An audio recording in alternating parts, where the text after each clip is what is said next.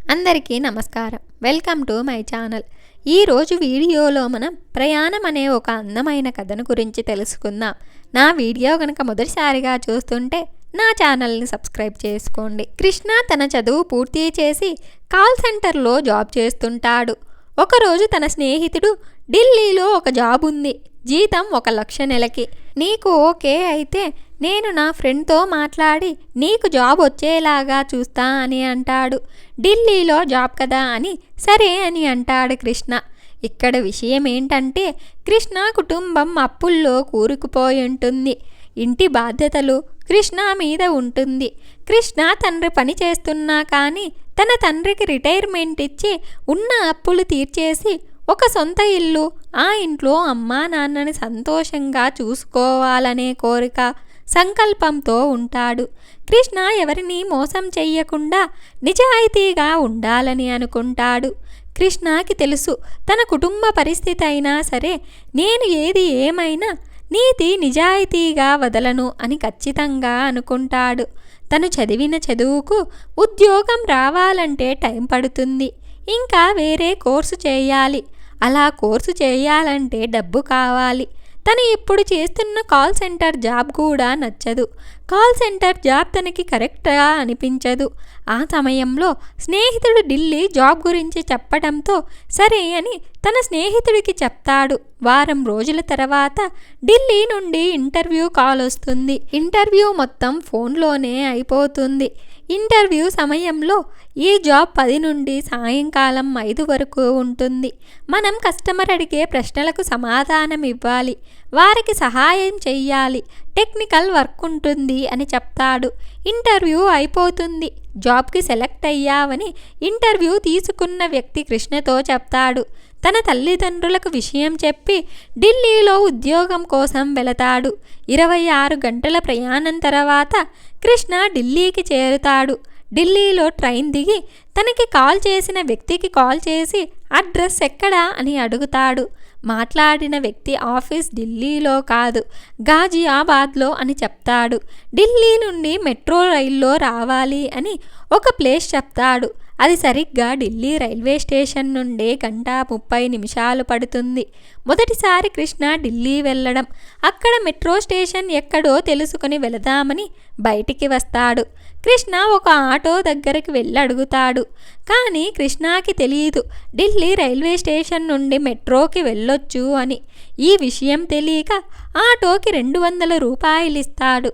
Auto దిగిన తర్వాత ఈ విషయం కృష్ణకి అర్థమవుతుంది. ఇంకా జాగ్రత్తగా ఉండాలి అని మనసులో అనుకుని లోపలికి వెళ్తాడు. హైదరాబాద్లో మెట్రో రైలు ఎక్కని కృష్ణ మొదటిసారి ఢిల్లీలో మెట్రో రైలు ఎక్కుతాడు. తనతో ప్రయాణం చేస్తున్న ఒకరితో తను దిగాల్సిన స్టేషన్ ఎప్పుడొస్తుంది అని అడుగుతాడు. ఆ వ్యక్తి మెట్రో రైల్లో ఉన్న మ్యాప్ని ఫాలో అవ్వు అని చెప్తాడు. సరే అని కృష్ణ మ్యాప్ని చూస్తూ చుట్టూ ఉన్న ప్రాంతం చూస్తూ ఉంటాడు. 1 గంట తర్వాత కృష్ణ దిగాల్సిన స్టేషన్ వస్తుంది. మెట్రో దిగి రోడ్డు వద్దకి వస్తాడు. తనకి కాల్ చేసిన వ్యక్తికి ఫోన్ చేసి ఎక్కడికి రావాలి అని అడుగుతాడు. ఆ వ్యక్తి ఒక ప్లేస్ చెప్పి ఆటో ఎక్కి రమ్మని చెప్తాడు. కృష్ణ ఆటో ఎక్కి బయలుదేరతాడు. ఒక 40 నిమిషాల తర్వాత తను చేరవలసిన చోటు వస్తుంది. ఆటో దిగి కృష్ణ ఆ వ్యక్తికి ఫోన్ చేస్తాడు. అప్పుడు ఆ వ్యక్తి, మా మనిషి అక్కడ ఉన్నారు, తన నెంబర్ ఇస్తాను, తనకు ఫోన్ చేసి తనతో రూమ్కి వెళ్ళండి, నేనొచ్చి ఆఫీస్కి తీసుకెళ్తా అని అంటాడు. అక్కడ ఒక వ్యక్తి కృష్ణ కోసం చూస్తూ ఉంటాడు. కృష్ణ తన కోసం వెయిట్ చేస్తున్న వ్యక్తికి ఫోన్ చేశాడు. అలా వాళ్ళిద్దరూ కలిసి రూమ్కి వెళతారు. రూమ్కి వెళ్ళి ఫ్రెష్ అయ్యి ఆఫీస్కి వెళదామని వెయిట్ చేస్తూ ఉంటాడు. ఈరోజు ఆలస్యం అయ్యింది, రేపు ఉదయం వెళదామని తనకు ఫోన్ చేసిన వ్యక్తి కృష్ణతో అంటాడు. తర్వాత రోజు ఆఫీస్లో రిపోర్ట్ చేసి డాక్యుమెంట్ సబ్మిట్ చేసి ఆఫీసు వాతావరణం చూస్తాడు. అసలు అది ఆఫీస్ కాదు, ఒక ట్రైనింగ్ సెంటర్. బిజినెస్ ఎలా పెట్టాలి, దానికి ఏం కావాలి, ఎలా మాట్లాడాలి అని నేర్పిస్తారు.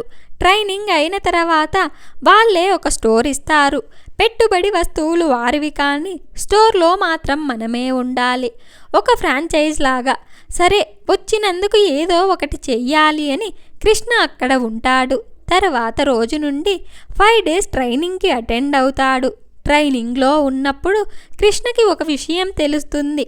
ఫ్రాంచైజ్ కోసం ఆ బిజినెస్కి 10,000 నుండి 50,000 డబ్బులు కట్టాలి అని కంపెనీ వాళ్ళు చెప్తారు.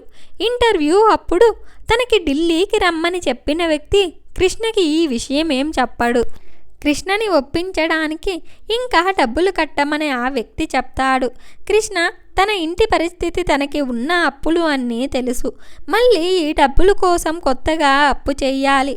నాకు జాబ్ వద్దు, బిజినెస్ వద్దు అని అనుకుని తిరుగు ప్రయాణానికి సిద్ధమవుతాడు. ఇంటికి వెళ్ళి డబ్బు తెస్తా అని తన రూమ్మేట్తో చెప్పి ఆన్లైన్లో సికింద్రాబాద్కి రైలు టికెట్ బుక్ చేస్తాడు. అప్పుడే మన ప్రధాని మోడీ గారు డిమానిటైజేషన్ని స్టార్ట్ చేస్తారు.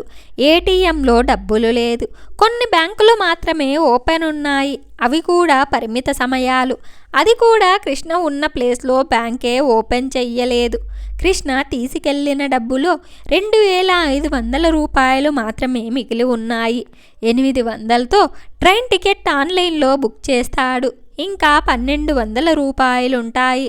200 రూపాయలు తన పర్సులో, మిగతా 1,500 రూపాయలు తన బ్యాంక్ అకౌంట్లో ఉంటాయి. ఢిల్లీ నుండి ట్రైన్ 5:30 మొదలవుతుంది. కృష్ణ తన రూమ్ నుండి 1 గంటకు బయలుదేరతాడు. 70 రూపాయలతో భోజనం చేస్తాడు. ఇంకా 130 రూపాయలుంటాయి. ఆటో ఇంకా మెట్రో ట్రైన్ ఛార్జీకి కలిపి 65 రూపాయలు అయిపోతాయి. ఆన్లైన్లో టికెట్ ఉంది అనే ధీమాతో మిగతా 65 రూపాయలతో ప్రయాణం చేద్దామని అనుకుంటాడు. స్టేషన్కి 4:30 వరకు వస్తాడు. ట్రైన్ 5:15 వస్తుంది. కృష్ణ ట్రైన్ ఎక్కి నిల్చుంటాడు. ఆన్లైన్ ట్రైన్ టికెట్ బుక్ చేసినందువలన ఆ టికెట్ వెయిటింగ్ లిస్ట్లో ఉంది. టికెట్ కలెక్టర్ వస్తే సీట్ అడుగుదామని అనుకుంటాడు.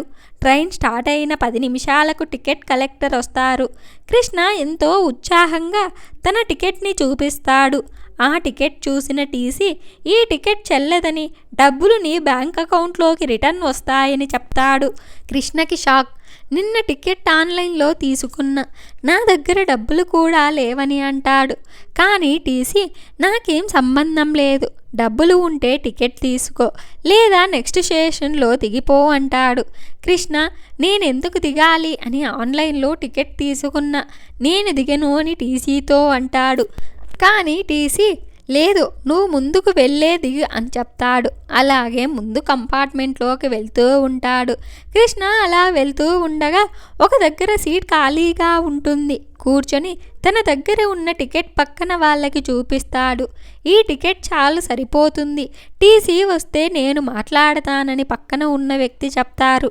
అలాగే మాట్లాడుతూ తన దగ్గర డబ్బులు లేవు అని, ఢిల్లీ వచ్చిన కారణం ఏంటి అని చెప్తూ ఉండగా టీసీ వస్తాడు. అక్కడ ఉన్నవాళ్ళు కృష్ణ పరిస్థితి టీసీకి వివరిస్తారు. టీసీ ఏం చెప్పకుండా వెళ్ళిపోతాడు. పక్కన ఉన్న వాళ్ళు తెచ్చుకున్న భోజనంలో కృష్ణకి కొంత పెడతారు. అది తినేసి అక్కడే భయంతో ఉంటాడు. ట్రైన్ మహారాష్ట్ర మీదుగా వెళ్తుంది. బలార్షాలో నేను దిగుతా అని ఎవరో ఒక వ్యక్తి చెప్తుండగా కృష్ణ వింటాడు. ఈ బలార్షా అనే ఊరు కృష్ణకి తెలుసు.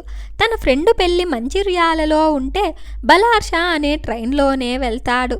కానీ బలార్షా ఊరు చేరుకోవాలంటే తర్వాత రోజు 2 గంటలవుతుంది. ఆ రాత్రి మొత్తం నిద్రలేక కృష్ణ భయంతో ఉంటాడు. తెల్లారింది. బ్రష్ కూడా చెయ్యకుండా పైన ఉన్న సీట్లోనే ఉంటాడు కృష్ణ.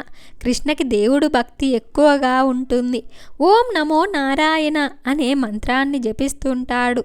9 గంటలు లేదా 2 గంటలకి టీసీ వస్తాడని అనుకుంటూ కృష్ణ, కానీ టీసీ ఉదయం 10 గంటలకు వచ్చాడు. కృష్ణ టీసీ వచ్చినప్పుడు పై సీట్లో అలా కళ్ళు మూసుకుని ఓం నమో నారాయణ అనే మంత్రాన్ని జపిస్తూ ఉంటాడు. అప్పుడు కృష్ణకి భోజనం పెట్టిన వాళ్ళు పైన ఉన్న సీట్ మాది అని చెప్పగానే టీసీ వెళ్ళిపోతాడు. టైం మధ్యాహ్నం 1 గంట అవుతుంది. Your online ticket has been cancelled, money will be refunded to your account అనే మెసేజ్ వస్తుంది. ఆ మెసేజ్ చూడగానే కృష్ణకి చెమటలు పట్టేస్తాయి. తర్వాత స్టేషన్ ఏదైనా సరే అక్కడ దిగి తనకి తెలిసిన బలార్షాకి వెళ్ళాలని అనుకుంటాడు. తనకు భోజనం పెట్టిన వారికి థ్యాంక్స్ చెప్పి నెక్స్ట్ స్టేషన్లో దిగిపోతాడు. కృష్ణ దిగిన స్టేషన్ చంద్రాపూర్. బలార్షా అక్కడి నుండి 120 కిలోమీటర్లు ఉంటుంది అని బయట ఉన్న ఆటో డ్రైవర్ ద్వారా తెలుసుకుంటాడు.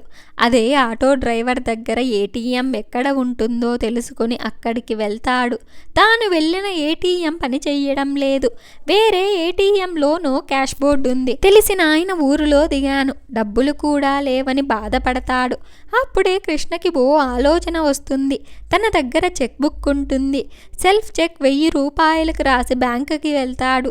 అలా ఆకలితో నీరసంతో కొన్ని కిలోమీటర్లు నడుచుకుంటూ బ్యాంకుకి వెళతాడు. డిమానిటైజేషన్ వల్ల బ్యాంకులో చాలా పెద్ద క్యూ ఉంటుంది. టోకెన్ తీసుకోవాలి. టోకెన్ తీసుకున్న ఆ రోజు డబ్బిస్తారు అని కన్ఫామ్గా తెలియదు. బ్యాంకు పక్కన ఏటీఎం ఉంటే అక్కడ డబ్బు కోసం ప్రయత్నం చేస్తాడు. కానీ డబ్బు ఉండదు. నీరసంతో బ్యాంకు వద్ద ఉన్న క్యూలో నిలబడి ఉంటాడు. తన టోకెన్ రావటానికి 2 గంటలు పడుతుంది. బ్యాంకులో ఒక వ్యక్తి కృష్ణ నీరసంగా ఉండడం చూసి లోపలికి తీసుకువెళ్ళి ఒక సమోసా ఇంకా ఒక టీ వాళ్ళ సెక్యూరిటీతో చెప్పి తెప్పిస్తాడు. కృష్ణ సమోసా తిని టీ తాగి అతనికి సహాయం చేసిన బ్యాంకు వ్యక్తికి థ్యాంక్స్ చెప్పి డబ్బులు తీసుకుని బస్ స్టాప్కి వస్తాడు. బస్ స్టాప్లో అతనికి తెలిసిన బలార్షా బస్సులు ఎప్పుడు వస్తాయని తెలుసుకుని ఆ బస్సు కోసం వెయిట్ చేస్తుంటాడు. సాయంత్రం 5:40 కృష్ణ ఎక్కవలసిన బస్సు వస్తుంది.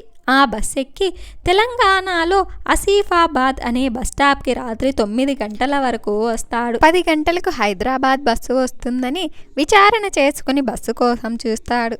బస్సు వచ్చే వరకు తను డిన్నర్ చేసి రెడీగా ఉంటాడు. టైం 10 అవుతుంది. బస్సు వస్తుంది. కృష్ణ హ్యాపీగా సీట్లో కూర్చొని హైదరాబాద్ తన ఇంటికి వెళ్తాడు.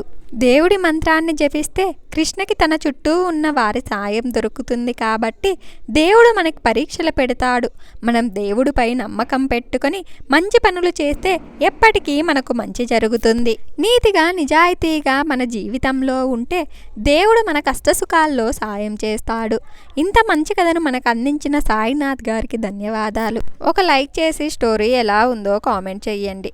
నా ఛానల్ని వెంటనే సబ్స్క్రైబ్ చేసుకోండి.